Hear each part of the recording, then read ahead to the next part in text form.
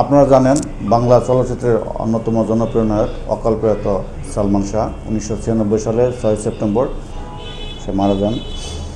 তার মৃত্যুর পরে একটা অপমৃত্যু মামলা ইডি মামলা রমনা থানায় দায়ের করা হয়। পরবর্তীতে তাদের পরিবারের পক্ষ থেকে বিজ্ঞ আদালতে একটি ফৌজদারি রিভিশন মামলা দায়ের করা হয়।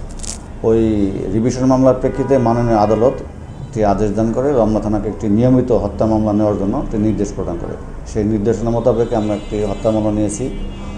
মামলা সালমানের মামা জনাব আলমগীর সাহেব বাদী হয়ে 11 জন এজাহারনামা আসামি এবং অজ্ঞাতনামা আসামি করে একটা মামলা করেছেন।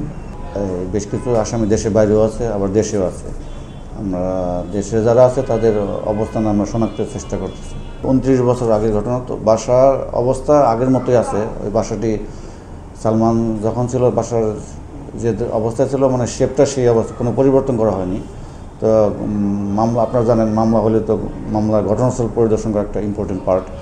সেই প্রেক্ষিতে আমরা মামলা ঘটনাস্থলে দুইবার অলরেডি গিয়েছি, আরও যাওয়া লাগতে পারে। একটা তদন্তের অংশ হিসেবে আমরা যাচ্ছি। আর দিনের বিষয়ে আমরা সবগুলো বিষয় মাথায় নিয়ে আগাচ্ছি।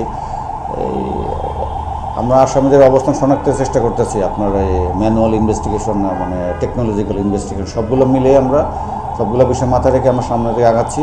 আমরা আশা করতেছি যে খুব শীঘ্রই আমরা আসামিদের অবস্থান শনাক্ত করে তাদেরকে আমরা আইনের আওতায় নিয়ে আসতে পারবো। তো আমরা এই মামলা গ্রহণ করার পরে আমাদের ঢাকা মেট্রোপলিটন পুলিশের মাননীয় কমিশন স্যারের নির্দেশ মোতাবেক আমাদের ডিসি রমনা স্যার কাজ করতেছেন। স্যারের নির্দেশনা মোতাবেক আমরা খুবই চাপমুক্তভাবে প্রভাবমুক্তভাবে আমরা কাজ করতেছি। আশা করি খুবই সূক্ষ্ম এবং সুন্দর যে তদন্ত এটা আমরা দেশবাসীকে আমরা দিতে পারবো। এজাহারনামা 11 জন আছে, আবার কিন্তু অজ্ঞাতনামা আসামি হিসেবে দেওয়া হয়েছে। আসলে সংখ্যা ডাজন্ট ম্যাটার হচ্ছে ঘটনার সাথে সম্পৃক্তকে আমরা এই বিষয়গুলো মাথায় রেখে আমরা আগাচ্ছি। সংখ্যা এখানে কোনো বিষয় না। সালমানের তো প্রচুর ফ্যান ফলোয়ার্স সারা দেশব্যাপী, দেশের বাইরেও আছে। তো ভক্তরাও খোঁজ খবর নিচ্ছে, ভক্তরাও আমাদের ফোন দিচ্ছে, দেশের বিভিন্ন জায়গা থেকে ফোন দিচ্ছে, জানতে চাচ্ছে যে এই মামলার কী অবস্থা, আপনারা তদন্ত করতেছেন, আপডেটটা কি। আপনাদের মধ্যে তাদের আগ্রহ যে আমরা কোন পর্যায়ে যাচ্ছি আর কি।